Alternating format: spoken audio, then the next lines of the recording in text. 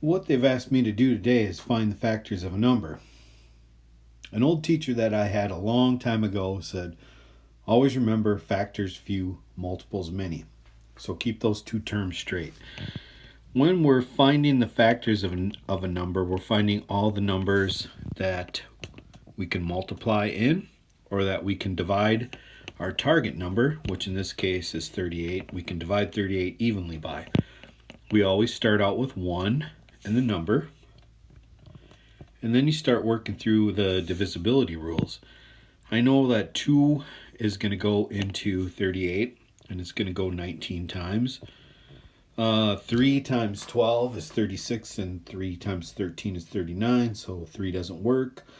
4 doesn't go into 38, 5 doesn't go into 38, 6 doesn't go into 38, 7 doesn't, 8 doesn't, 9 doesn't.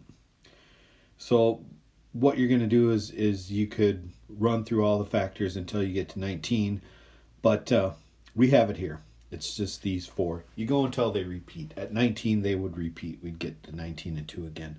So that problem is done. Our factors for 38 are 1, 2, 19, and 38.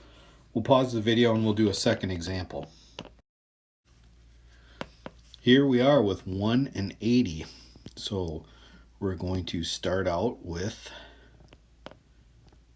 I don't like that color there. Let's make it a little brighter.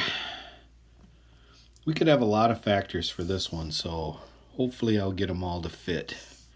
I have 1 and 80.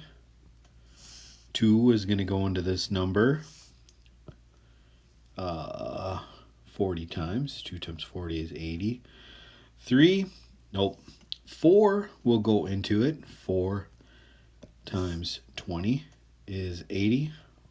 5 is going to go into it as well. Let's see. 80 divided by 5. If I broke it into 50 and 30, I would have 10 and 6. So I have 5 and 16. 7 doesn't. 8 is going to go in there 10 times. 9 does not. And I got pretty lucky there. 10 will go into 80.